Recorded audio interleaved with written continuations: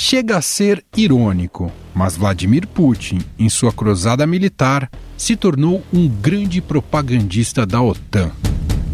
Quando invadiu a Ucrânia, o argumento central era justamente esse: os riscos associados à possibilidade do país vizinho integrar o bloco. Agora, com 3 meses de guerra, mais 2 nações vizinhas querem fazer parte da Organização Militar do Atlântico Norte. O Partido Social Democrata da Suécia anunciou apoio à entrada do país na OTAN. A declaração acontece no mesmo dia em que a Finlândia também oficializou que vai se candidatar para a Aliança Militar do Ocidente.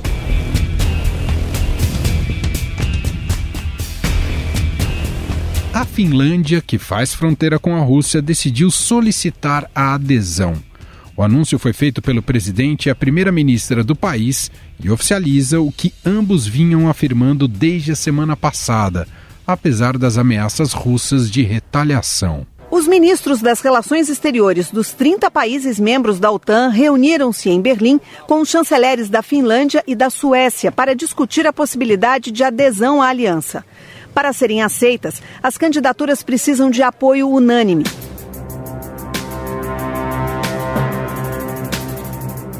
Essa decisão encerra uma neutralidade militar histórica da Finlândia, que compartilha uma fronteira de 1.300 quilômetros com a Rússia. Mas, desde que o presidente russo Vladimir Putin autorizou suas tropas a partirem em direção a Kiev, autoridades do país nórdico colocaram em xeque o posicionamento de décadas. O presidente finlandês disse que telefonou para o russo Vladimir Putin neste sábado para comunicar oficialmente a intenção de pertencer à Aliança Ocidental. Segundo Sauli Niinistö, o presidente da Rússia respondeu que a segurança da Finlândia não está ameaçada e que acabar com a histórica neutralidade militar para aderir à OTAN seria um erro. –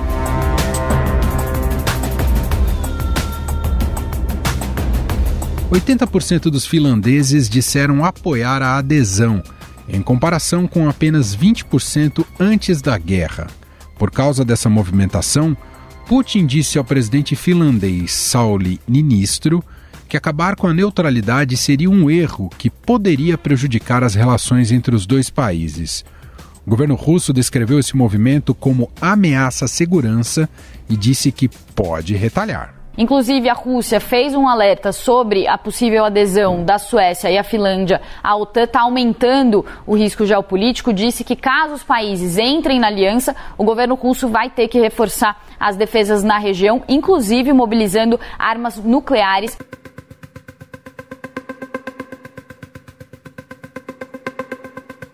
A Suécia é outro país que também confirmou que vai pedir adesão à Organização do Tratado do Atlântico Norte, encerrando mais de 200 anos de neutralidade e não alinhamento militar. Um relatório parlamentar apresentado na sexta-feira pela ministra das Relações Exteriores da Suécia, Ann Linde, disse que a adesão do país à OTAN, ao lado da Finlândia, teria um efeito de dissuasão no norte da Europa, embora a análise também alerte que as medidas de retaliação da Rússia não podem ser descartadas. A adesão à OTAN era uma perspectiva distante alguns meses atrás para a Finlândia e Suécia, mas o ataque da Rússia à Ucrânia fez com que esses dois governos repensassem seu status de neutralidade e suas necessidades de segurança. Na Suécia, o debate dentro do Partido Social Democrata, que está no poder, é um pouco mais dividido sobre a questão. A primeira-ministra Magdalena Andersson descartou a adesão da Suécia à OTAN em 8 de março, após a invasão russa. Mas, em meados de abril, sua posição já havia mudado. A primeira-ministra sueca, Magdalena Andersson, disse que já nessa segunda-feira irá ao parlamento buscar apoio para a candidatura do país à adesão à OTAN. O não alinhamento nos serviu bem até agora, mas não nos servirá tão bem no futuro, disse Andersson. 52% dos suecos se declaram a favor da adesão à OTAN, especialmente se a Finlândia aderir, muito acima dos 27% antes da guerra. Desde o ano passado, Moscou tem aumentado a presença militar e feito exercícios de suas tropas no Mar Báltico, para onde boa parte do território sueco e da costa oeste da Finlândia e da Rússia tem saída. Medvedev afirmou que se a Suécia e a Finlândia se juntarem à aliança militar da OTAN, a Rússia terá que reforçar a sua presença militar, tanto terrestre quanto aérea e naval, na região do Mar Báltico. E ele afirmou também que não será mais possível pensar nessa como uma região livre de armas nucleares.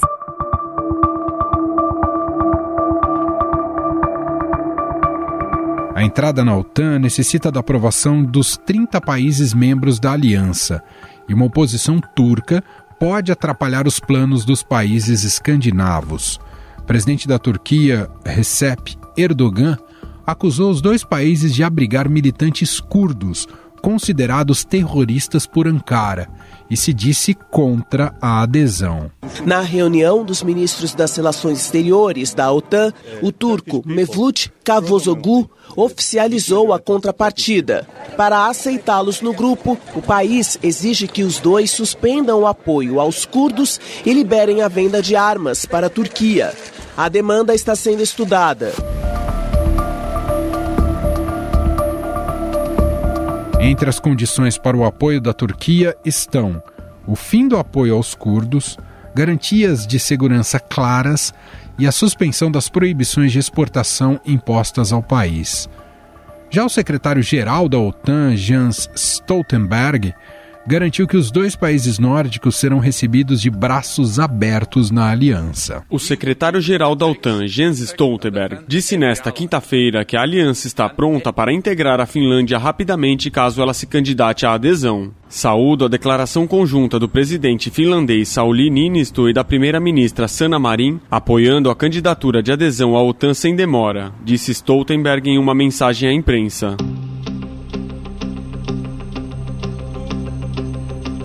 Os diplomatas da OTAN se reuniram neste domingo em Berlim para discutir os movimentos de adesão da Finlândia e da Suécia. Muitos países apoiaram a Finlândia e a Suécia na reunião e enfatizaram a necessidade de ratificação rápida de propostas de adesão que normalmente levam até 1 ano. Além de o novo membro ser aceito por unanimidade na OTAN, o processo todo pode levar até 1 ano. Mas os Estados Unidos pressionam a organização para atingir a Rússia, o que pode adiantar as coisas. Atualmente, a OTAN conta com 30 países, sendo a maior organização político-militar do mundo. O objetivo do organismo é garantir a liberdade e a segurança de seus países membros por meio de ações políticas e militares.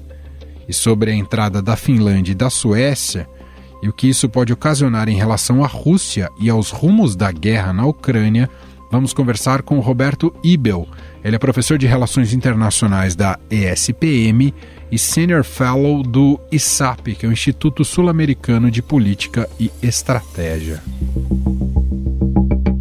Olá, professor, tudo bem? Seja muito bem-vindo. Olá, tudo bem? Professor, a entrada formal da Finlândia e da Suécia na OTAN já encontra um primeiro obstáculo. Isso foi dito, inclusive, no fim de semana, né? A Turquia, isso foi reforçado agora nessa segunda-feira. A Turquia não disse expressamente que vetaria essa entrada, mas já começa a impor algumas condições.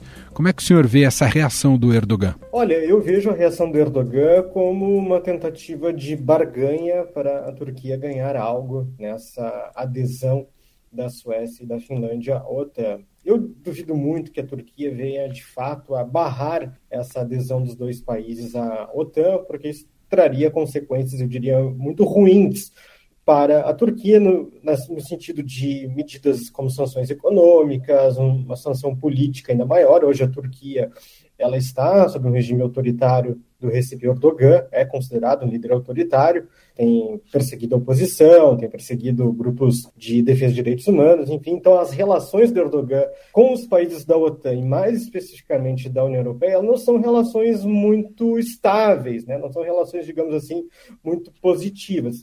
Então, essa tentativa da Turquia de impor condições à admissão da Suécia e da Finlândia na OTAN seria justamente tentar melhorar essas relações daquele país com o restante do bloco, né? Mas eu duvido muito que isso venha se comprovar de fato, é mais para você ter uma negociação à mesa E lembrando, né, inclusive dos ouvintes, que a Turquia é um dos países que fez a mediação, que está fazendo a mediação para o cessar-fogo da guerra entre a Ucrânia e a Rússia. Então a Turquia também não quer perder esse protagonismo ao lado de Israel, ao lado da Bielorrússia, que são os 3 países que conduziram as negociações de cessar-fogo da guerra entre Ucrânia e Rússia. A natureza central dessa resistência é mais econômica ou tem relação também com o fato do que eles chamam de terroristas que esses países nórdicos abrigariam em relação à militância curda, professor? Olha, tem uma relação política também, acho que não é apenas econômica, mas também política, porque aí faz parte da narrativa, não da Turquia, mas sim do Erdogan,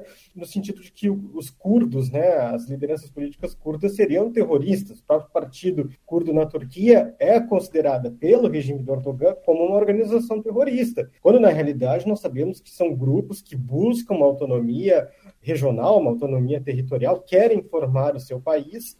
Então, esse discurso ele tem um apelo político e eu diria ainda um apelo geopolítico, porque traz essas questões regionais, essas questões geopolíticas regionais, que não tem nenhuma relação com o conflito da Ucrânia, à mesa. Então, veja bem, a gente está falando de um conflito na Ucrânia, que é um conflito regionalizado, de proporções internacionais, é claro, né, mas que envolve Ucrânia e Rússia.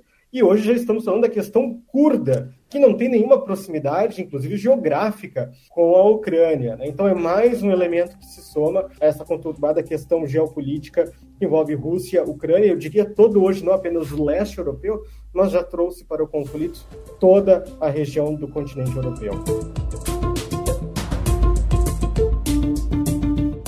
E como é que o senhor analisa esse movimento de Finlândia e Suécia com esse pedido formal? Tem base mais no risco que esses países estão enfrentando em relação à proximidade com a Rússia? Bom, eu respondo com uma certa piada, um meme que tem sido feito nos últimos dias nas redes sociais, que o Putin é o vendedor do ano da OTAN, né? Porque numa resposta, né, geopolítica que ele faz à Ucrânia, que é um tema extremamente sério, claro, ele traz ainda outros 2 membros, além da Ucrânia, para a OTAN, que é a Finlândia e a Suécia. E aí sim, é uma resposta que ela traz uma preocupação das lideranças suecas e finlandesas. O seguinte, olha, são países muito próximos geograficamente à Rússia, que observaram os movimentos que a Rússia tomou com relação à intenção da Ucrânia entrar na OTAN. Isso eu gosto sempre de pontuar nas entrevistas, inclusive para os meus alunos de sala de aula. A Ucrânia não entrou na OTAN. Ela tem um processo iniciado depois da invasão russa, né, mas era uma intencionalidade, era um desejo.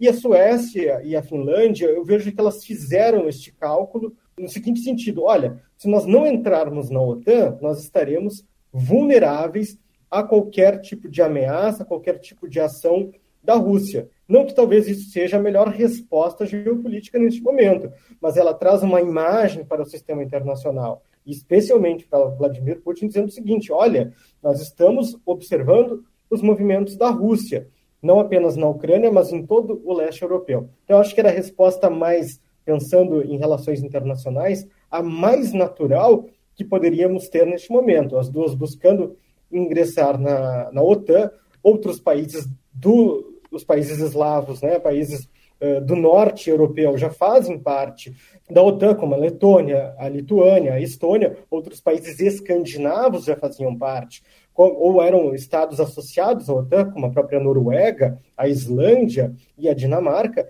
Então eram os 2 países que ainda faltavam ingressar de fato naquela organização militar. E sim, é para mostrar unidade, por fim, mostrar uma certa unidade do continente europeu, da Europa Ocidental, face a qualquer tipo de agressão futura da Rússia. De imediato, então, a gente pode considerar uma derrota para o Putin? Eu acho muito complicado a gente falar em derrota no momento que a guerra ainda não está finalizada, e longe da sua finalização, infelizmente, né? Já temos 8 milhões de refugiados. Mas eu diria que é um revés, talvez um revés não esperado. Desde que começou a invasão da Ucrânia, quase 3 meses, eu tenho repetido nas entrevistas que a Rússia exagerou no seu cálculo estratégico. O que significa isso para os ouvintes, né, que estão acompanhando aqui? Significa que a Rússia ela não calculou, não ponderou todas as possíveis variáveis que fazem parte de um cenário tão complexo como uma guerra. Dentre elas, essas questões como a adesão da da Suécia e da Finlândia à OTAN. Eu não diria que ainda é uma derrota, até porque, de fato, Vladimir Putin continua com o discurso de uma operação militar especial. Na prática, é uma guerra, é uma invasão ao Estado estrangeiro. As tropas russas, apesar de hoje estarem se deslocando, apresentando um deslocamento do território ucraniano, continuam invadindo aquele país e continuam ainda ocupando território que, pelo direito internacional, pertence à Ucrânia, a região do Donbass e a própria região da Crimeia. Então, eu não diria que é uma derrota, mas sim é um erro de cálculo estratégico que, no futuro, pode representar algumas perdas, não apenas econômicas, mas também políticas e territoriais para o governo de Vladimir Putin. Na retórica, a gente tem acompanhado muitas ameaças por parte de Putin, mas do ponto de vista prático, ele tem condições de ampliar essa guerra, professor? Se a gente for pensar nas capacidades militares da Rússia, as capacidades nucleares, sim, teria condições de usar o armamento nuclear na Ucrânia, só que isso traz sérias consequências. Hoje a Rússia já passa por um processo de sufocamento econômico por causa das sanções aplicadas pelos estados contrários à invasão, ou seja, Estados Unidos, países europeus, boa parte do sistema internacional. Então, na eventualidade da Rússia usar esse tipo de arma, que tem um poder de destruição altíssimo, que nós temos exemplos na história ao longo do último século, isso sim poderia significar ainda um revés maior para a Rússia, poderia significar um banimento total da Rússia do sistema internacional, torná-la de fato um par internacional, como hoje é a Coreia do Norte, por exemplo, isolada do sistema internacional. Então, tem capacidade? Tem, mas tem a possibilidade de usar isso, pensando nos efeitos futuros. Aí eu vejo que esse cálculo ele ainda é feito por Vladimir Putin e por seus assessores. Olha, vamos recuar, tentar forçar uma negociação para que a Ucrânia conceda de fato a Crimeia, invadida já há 8 anos, e a região de Donbass, principalmente Donetsk e Luhansk, e aí possamos chegar a uma ideia de cessar-fogo. Mas tem uma capacidade militar que a gente não pode desconsiderar, que é o uso de armas nucleares. Em relação à Suécia e à Finlândia, a questão para a Rússia, de imediato, é que tipo de movimento militar pode ocorrer nesses países? Com certeza. A preocupação da Rússia é os treinamentos militares que, numa eventual adesão da Suécia e da Finlândia à OTAN, significariam a presença de bases militares da OTAN na fronteira com a Rússia. Mas isso não é inédito. Nós já temos outros países que fazem fronteira com a Rússia que hoje têm bases da OTAN ou de países da União Europeia. Então isso seria um ingrediente a mais para o tensionamento. Mas, repito, por um lado, olhando na ótica sueca e finlandesa, é uma forma de se proteger a qualquer tipo de agressão russa no futuro. Olhando pelo lado russo, também é um nível de ameaça ainda maior, tendo países que fazem fronteira consigo, no caso a Finlândia, ou muito próximos, como a Suécia, tendo esse tipo de treinamento militar. De fato, aí eu volto de novo, é uma consequência das ações de Vladimir Putin na Ucrânia, que já ganham repercussão em todo o continente europeu. A ampliação do apoio à Ucrânia por parte dos países ocidentais, especialmente dos Estados Unidos, tem um novo pacote de dinheiro aprovado. Isso vislumbra que Putin possa ser derrotado na Ucrânia, professor? Ou é cedo para esse diagnóstico? Eu acho que é cedo para a gente pensar em derrota militar. Mas no campo econômico, aí é uma outra ótica, uma outra lente, a gente pode falar sim que a Rússia vem sofrendo os impactos dessas sanções econômicas. Não apenas do auxílio direto à Ucrânia, mas também as sanções que foram aplicadas à Rússia desde o começo da invasão. Hoje, de fato, a Rússia ela encontra dificuldades já para manter as suas tropas em território ucraniano, porque você não... Para manter tropas em território estrangeiro, não precisa apenas da questão logística, você precisa de combustível, precisa de recursos financeiros para isso. E as reservas internacionais da Rússia, em certa medida, foram bloqueadas pelas sanções econômicas. Ela conta ainda muito com a China, que não é a parceira, eu diria, 100% disponível para a Rússia, tanto que a China se absteve lá no Conselho de Segurança, se absteve na Assembleia Extraordinária da ONU, na votação de sanções contra a Rússia, dando um claro indício, um claro sinal. Olha, nós, China, não estamos 100% de acordo com as ações tomadas pela Rússia. Então, isso sim a gente pode considerar uma certa derrota não geopolítica, mas geoeconômica, se provar continuado esse tipo de prática por parte do Ocidente. Que saídas o senhor imagina para a guerra? Ou também essa é uma pergunta difícil de responder ainda, professor? Não, todas as perguntas nesse sentido, elas nos trazem vários cenários. O cenário mais factível hoje, ou seja, aquele realizável, é pensar em etapas. Dificilmente a gente vai ter uma solução do conflito da noite para o dia. Nós precisamos primeiro um cessar-fogo, que é anterior à própria negociação de paz. Cessar-fogo, como diz o próprio nome, é para a interrupção do conflito e a criação de corredores humanitários, tanto para a saída da população hoje deslocada, mas também para o retorno já dos 8 milhões de refugiados ucranianos que deixaram aquele país por causa da guerra. Então, no âmbito do cessar-fogo, nós temos alguns movimentos que aparentemente poderiam dizer o seguinte: olha, estamos próximos, em outros momentos a gente tem situações que estão muito distantes, né? Aí traz de novo o papel da Turquia, de Israel, Bielorrússia, dos organismos internacionais para a mediação do cessar-fogo. Aí temos uma outra frente para a negociação de paz de fato. Essa eu vejo hoje muito distante. Por quê? De um lado você tem Vladimir Putin, né, com a manutenção do discurso de uma operação militar especial, de uma suposta desnazificação da Ucrânia. Não é que não existam elementos nazifascistas na Ucrânia, existem, mas não fazem parte, né, do governo ucraniano, isso é importante salientar, não fazem parte da maioria da população ucraniana, são uma pequena, né, e bem específica minoria. E, por outro lado, você tem o lado ucraniano também com uma guerra de narrativas muito forte, né? Volodymyr Zelensky também com uma narrativa tentando incitar essa manutenção da guerra em certa medida. A gente vê isso no discurso de Zelensky, ora pedindo paz, pedindo uma solução do conflito, se colocando à disposição para encontrar Vladimir Putin, mas, por outro lado, também discursando nos parlamentos do mundo inteiro, pedindo envio de armas, pedindo auxílio financeiro. Então, é um discurso dual, né, dos dois lados. Então, é muito difícil a gente pensar numa saída que não seja via diplomática nesse momento, mas ela ainda está também distante ao mesmo tempo.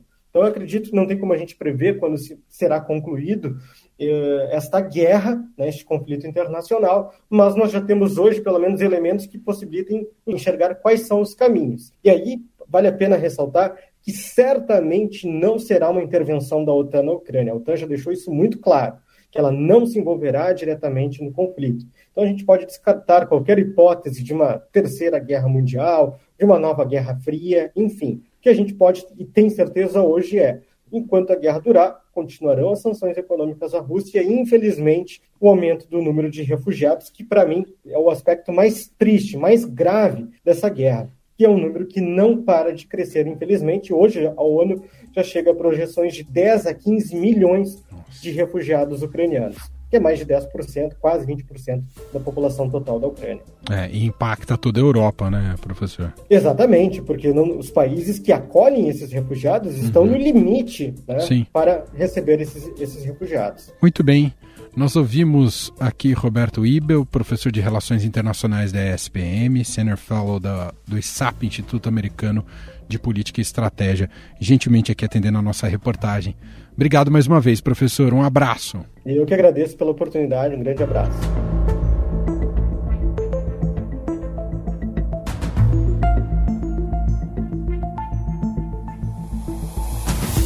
Estadão Notícias. Este foi o Estadão Notícias de hoje, terça-feira, 17 de maio de 2022. A apresentação foi minha, Emanuel Bonfim. Na produção, edição e roteiro, Gustavo Lopes, Jefferson Perleberg e Ana Paula Niederauer. A montagem é de Moacir Biasi. O nosso e-mail, podcast@estadão.com. Um abraço para você e até mais.